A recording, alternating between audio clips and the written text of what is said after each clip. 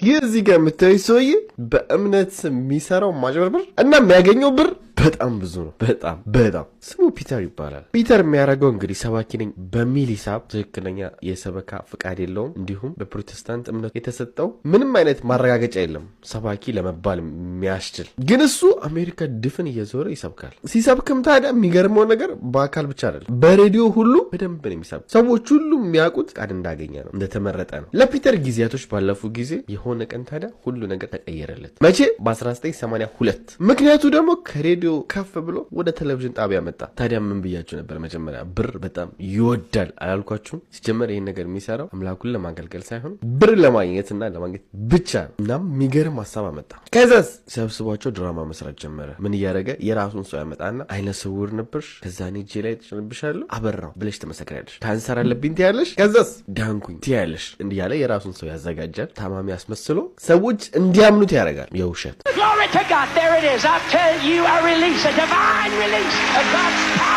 ታዲያ ግን ችግሩ ሰዎች አመኑት። የምር መሰላቸው። የምር ፈጣሪ እሱ ላይ ተገልጦ መስሏቸዋል። በዚህም የተነሳ ድፍን አሜሪካ እሱ ጋር ለመዳን ይመጣል። Here it comes in the mighty and the matchless name of Jesus.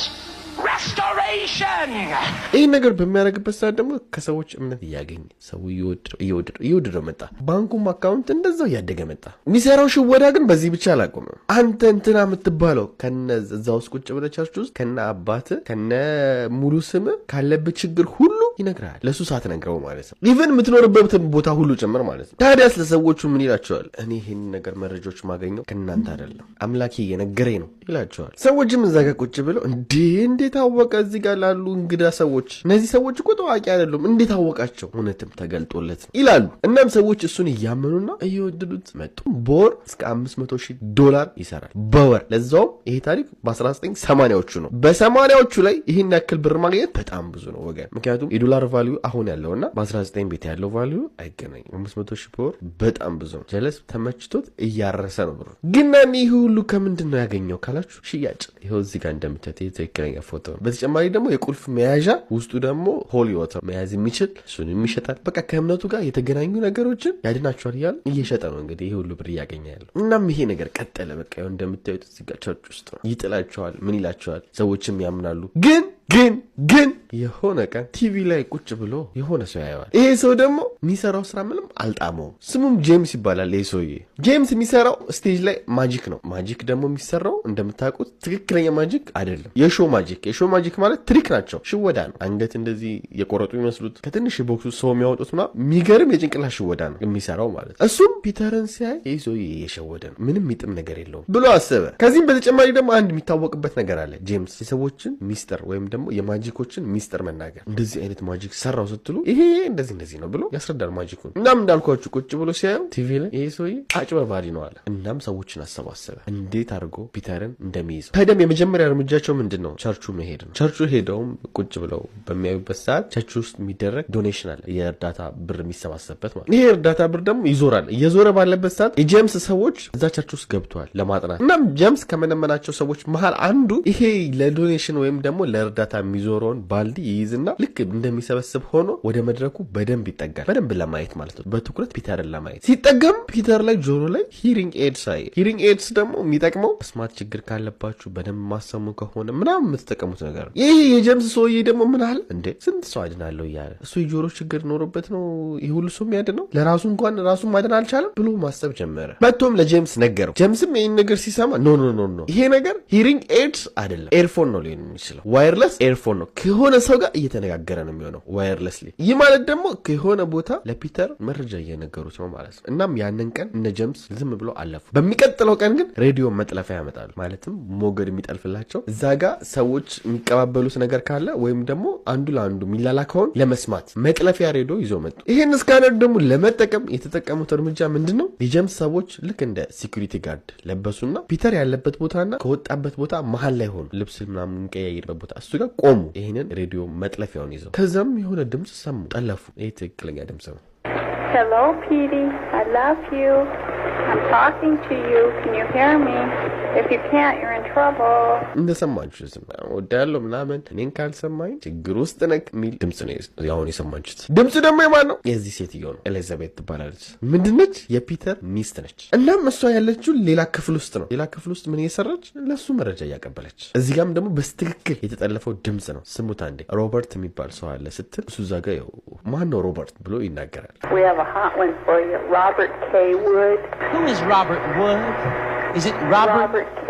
Wood. እንደሰማችኋት ሮበርት ኬ ውድ ብላ እየነገረች ነው። ከዛ እሱም ስሙት አንዴ። K. Wood? Robert K. Wood. That needs surgery. You need surgery. ምን አለችው? ቀዶ ሕክምና ያስፈልጋል ብላ ነገረችው። እሱም እዚህ ጋር መጥቶ ይኸው እንደሰማችሁ ቀዶ ሕክምና ያስፈልጋል ብሎ መናገር ጀመረ። ታዲያ ጥያቄው አሁን ምንድነው? እሷ እንዴት ልታውቅ ቻለች ነው አይደል? ቸርቹ የሚሰራው አንድ ስራ አለ። ምን አይነት? እንዲጸለይላችሁ ከፈለጋችሁ ስማችሁንና ችግራችሁን በወረቀት ጻፉና እዚህ ቦክስ ውስጥ አስገቡ ይባላል። ህዝቡ ይመጣና ስሙን መረጃውን ምናምን ድብልቅ አድርጎ ይጽፍና ያለበትን ችግር ምናምን ቦክስ ውስጥ ይከታል። ምን ብሎ ይጸለይልኛል ብሎ።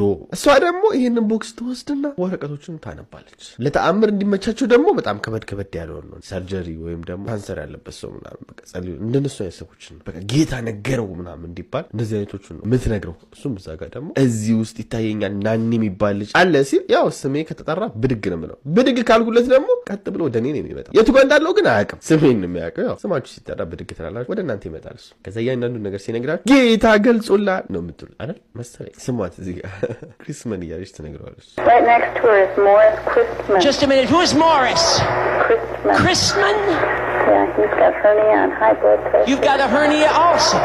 Who's Morris? ማነው ሞረስ? አያችኋ? አያውቅም የቱ ጋር እንዳለ ራሱ። ማነው ሞረስ ብሎ ይናገር። እሷም ይሆን እንደምታዩት ብድግ ብላ ተነሳች ሞረስ። ከዛስ ይሄን አስመልክቶ ደግሞ ምን ያደርጋል? የራሱ ያስቀመጣቸውን ሰዎች ደግሞ ያስነሳል። ምን ብሎ? እንደዚህ አይነት ችግር አለብህ አሁን አንተ ትድናለህ ብሎ እዛ ጋር ያቺን ነገር ሲጨምርባት ሰው እንዳለ ይሄ ሰው የጌታ ሰው ነው ብሎ እንዲያምን ያደርጋቸዋል ማለት ነው። ከዛስ ጄምስ ይህን መረጃ ካረጋገጠና ካገኘ በኋላ ቱናይት ሾው ይባላል።